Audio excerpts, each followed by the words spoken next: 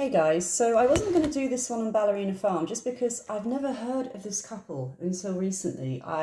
With me, how I work is it's almost like by knowing something about them, that's how I tune into the energy. So that makes sense. If you just told me to read for Jack down the road, I could read for Jack and get the cards and tune in gradually. But the information helps me with the story. Does that make sense? How I tune in? Somebody explained it really well. They said it's like going to a doctor and saying, "Yeah, I'm just ill." Well, that's not going to really help the doctor. That could be hundreds of different disorders, or something wrong with you. Whereas if you said, "I have something wrong with my knee," the doctor with their knowledge can tune in to the problem and help them. Same with tarot reading. If you have the basics, then I find I can tune in more. So I've just found out who they are. Now, what I want to say first of all is they are both Mormon. He came from a family with 10 children. I've just lost a card under the table. He came from a family with 10 children, and she came from a family where I think she was one of 8. So straight away, with the kids and the big family, Mormon, I know people that are Mormons, okay? I had somebody I worked with that was Mormon. They have big families anyway. So it's not like she came from me where I would be, brought up Christian in church, and I just decided to have 12 children because I was pressurized because I went from Christian to being a Mormon. They have always been Mormons, okay? It's kind of the tradition where they are from and their culture and their upbringing. So I just want to say that first of all. Now, what I will do is let's have a look first of all into how she feels, because I know she gave up ballet for him as well. That's why it's called Ballerina Farm, apparently. And he is called Daniel and she's called Hannah. So let's just check into the energies first of all.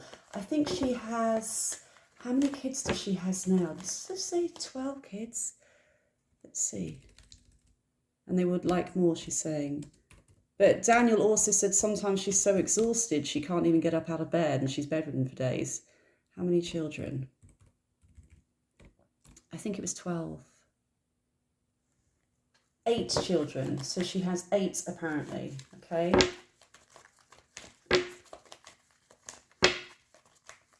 Have 8 children. Okay, let's have a look anyway. Let's have a look into this energy. Hannah, how does she feel about this? How does she feel about it? Right, straight away before I even do this, okay, I don't know if anyone watches Housewives of Salt Lake City. It's almost like you're expected to be a good Mormon and be perceived a certain way. A lot of her, yes, she's exhausted, but because of the Mormonism, it's almost like it was expected that is how it is and that's how hard it is. And many have lots of children and you just get on with it, okay? There's this sense of her feeling shame that she wants to be a good Mormon, and to say that she can't handle it would almost be embarrassing. I'm getting shame.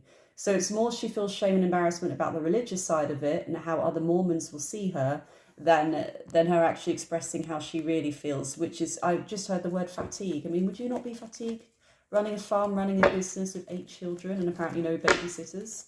So fatigue, and I do feel mental fatigue with her as well, but it's not something she's going to own up to, because again, the Mormonism, to be a good Mormon is to get on with it and do this. Her family had, like, her mum had 8 children plus, Daniel, he had 10 brothers and sisters. It's just how it was, and they get on with it. So to actually put your hand up and say, "Do you know what, I'm tired," she's not going to admit that. Don't expect her to openly admit that, If anything, the closest you're going to get is, "Yes, I do feel tired at times," but don't all mothers. She's not just going to openly say she can't handle it. So I feel in a way she's kind of trapped, to be fair. Let's see, how does she feel? How does she feel? How does she feel? I do feel there's days where she wakes up and she just wants to go back to sleep again, but don't most people? But there are days she gets that. She'll open her eyes and think, "I just want to go back to sleep. I just want to go back to sleep again." Okay. It's definitely a mixture here for this family again. Oh, she's not the best. She is struggling, bless her. She is struggling. She's struggling. And people can say, "Why would you say bless her? She made this choice." If you're from a Mormon family, okay, like I said, you have big families. My dad's Catholic family, okay, he had 7 brothers and sisters. I'm one of 7, guys. I'm one of 7. It was just one of those things that they have big families, okay? This is running my family. It's one of those things. So it's just how she was brought up as well. So you can't really blame someone if they don't really know any different. And that's what life's been. And that's how her husband's life's been. But overall, the Five of Swords does show arguments going on in the household. Now, we have this mix of energy where it's this positive energy being put out there. Now, I feel this could be her social media with the Eight of Wands. There's a lot of drama going on behind the scenes, but it's this positive outlook being put out there. Like I said, almost like I feel this is a social media thing, that the Three of Pentacles is almost linked to work and training. It's almost like the positive energy is to do with the business. So I'm not sure what they actually do with Ballerina Farm on their Instagram account, but if it is actually saying about any products they do, that's the positivity coming in here. Behind the scenes, the Nine of Wands means she does feel exhausted, but she does feel she's strong enough to push through this. Now, again, I feel this is because of her background and her family. That's what you do. You get on with it. You get on with it, okay? I'm trying to turn this around so you can see it a bit more, guys, because it's really bright in this window. It's really, really bright. Here we go. So there's this sense that you get on with it. So it's almost like mentally, it's almost, I'm hearing the word inbred. It's inbred in her. No matter what you'll push through. I'm almost seeing this as all her children. Actually, this is literally 8. And this is the one here. Holding herself up. Literally, guys. Literally holding herself up. She can do it. It's expected of her. It's what it's always been, even before her, if that makes sense. It's passed down. Keep hearing this is passed down to her. Okay, get on with it. You'll be okay. I did it, you'll be fine, that kind of energy. Now, behind the scenes, because of this, we do have a lot of anxiety. We have sleepless nights, we have hidden emotions and feelings. Now, this is the mental energy here, like a new epiphany, thinking, I'm knackered, I am tired. The moon is hiding it, hidden feelings, suppressing these feelings if I'm actually really struggling here, which is sad. And the Eight of Swords energy is her not being fully committed to this idea of this life as well, believe it or not. Now, I do wonder if in the months ahead, because of the backlash, they may even take down their Instagram account for some time or try and live more quietly. There's a sense I feel she is questioning how much of their life they want to put out there since that article was written.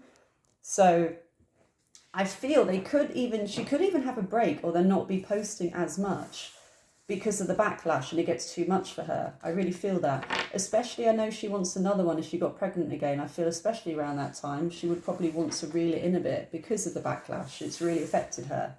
Because again, I'm just getting from this whole thing, she doesn't want to be, as in a bad woman, you know, her upbringing, she just wants to get on with it. If she's been brought up to get on with it, just get on with it, okay? It's hard, it's hard.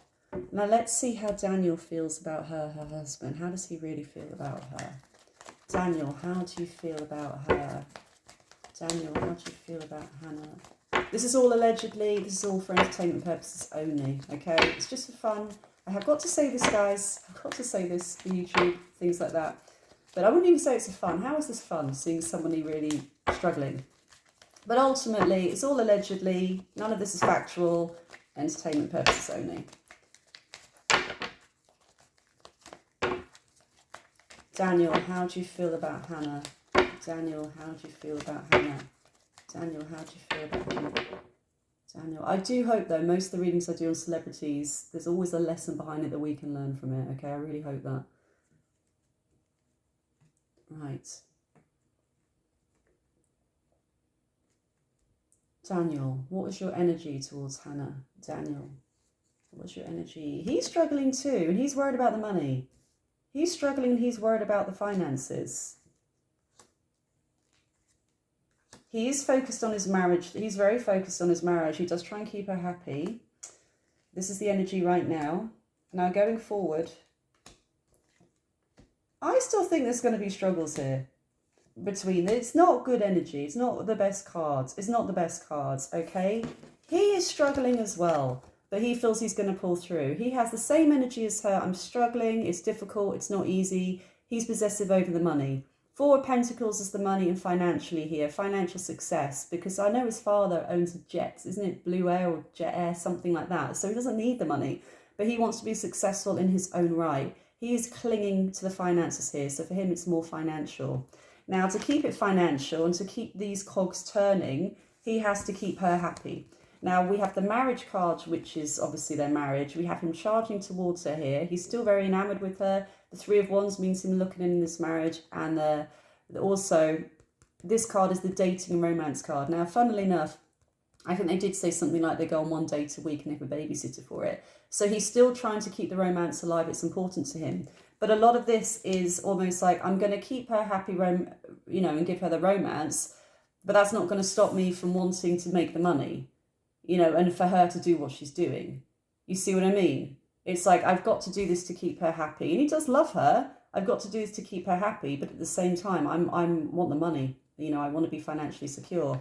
So his is more, I would say, the money part of it. Hers isn't so much. And because of that, there is a lot of tension that's going to come up. I mean, the Ten of Swords, again, like I got with her reading, literally complete endings. Now, doesn't always mean complete endings with the marriage. It can mean complete endings of what they're doing now and what they're putting out there in social media, guys, that kind of thing, okay?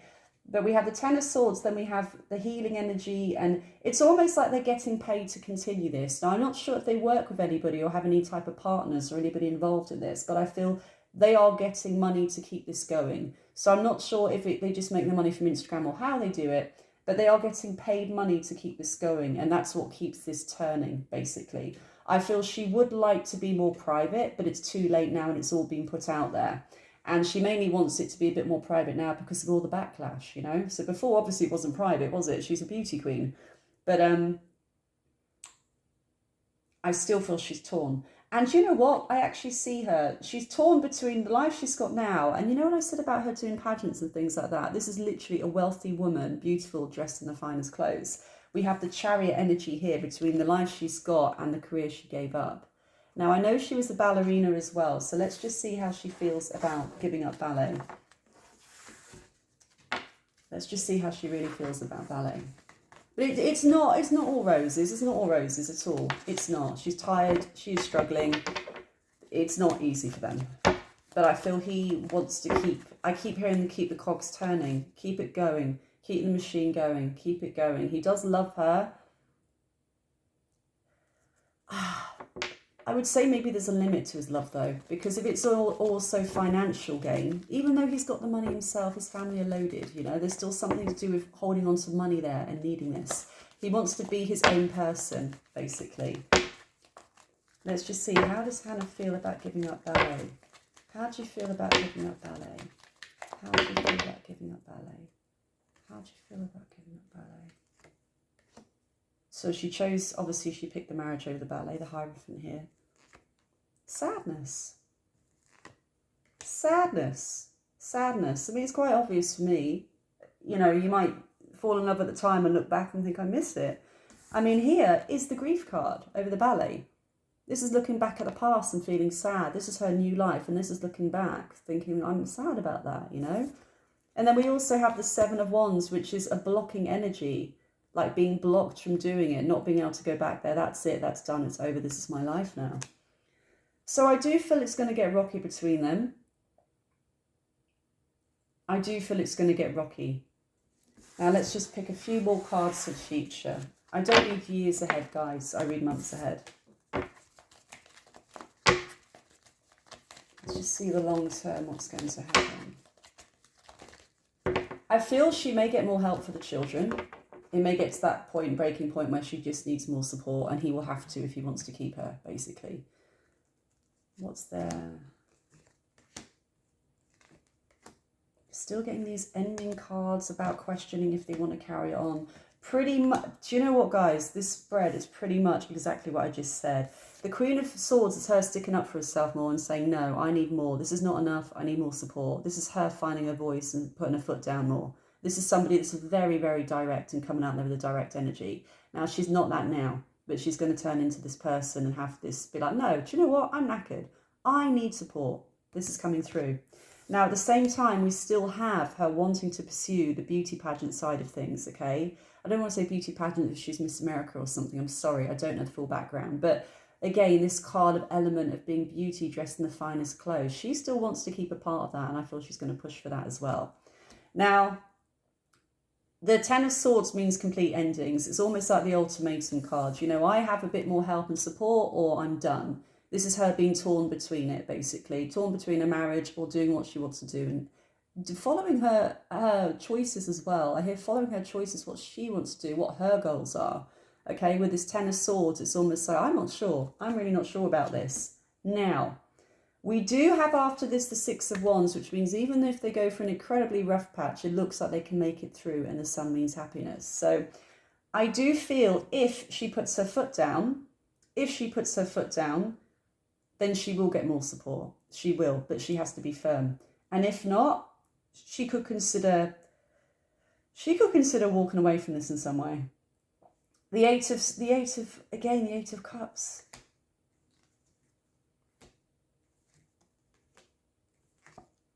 She's going to struggle. I'm just going to be honest with you guys. She's going to struggle. I just don't feel she's going to get the support she needs to do all of this. I keep hearing the word one woman, as in doing it all herself. And a lot of that, like I said, guys, is the pressures of her upbringing, where her parents might have had multiple kids and their parents had multiple kids, and you got on with it. Now, I know sometimes you have extra people to help and other wives and things along those lines, but I just feel it's her upbringing that's a big part of this, and she doesn't want to feel shame by saying, I can't do this. You know what I mean? Saying I want more children is seen as a positive thing for them. You know, I want more kids, I want more and more, I want to have more Mormon children or whatever. You know what I mean? You know what I'm trying to get to. I'm not an expert in Mormonism, guys, okay? I'm just trying to give you the gist of it. But that's kind of what's expected of her, and that's what's seen as being a good Mormon and expanding the family. So this is why I feel she struggles to be open, because she feels shame about saying, I can't do it. I'm tired. Okay? Now, she is going to get further where she says, if we have more children, I need more support and help. Okay? But even then, I still see struggles there. Now, it's back and forth right now, guys. I will have to do an update on them later on, but I don't think she would want a divorce. It would probably be an ultimatum. And I think he'd go along with it, because he wouldn't want a divorce either. It's not going to look great on them. But ultimately, it's not easy for her. It's not easy. It is not easy. I feel for her. I really feel for her. I do really feel for her. That's a hard life, you know. Right, guys, I am off. Let me know what you think about them. I've only discovered them today. Let me know in the comments what you think about them. Do you think it's going to last? Do you think she's just going to get on with it? I do feel there will be more kids. But I do think it's sad. Right, I am off. Love you guys. Bye.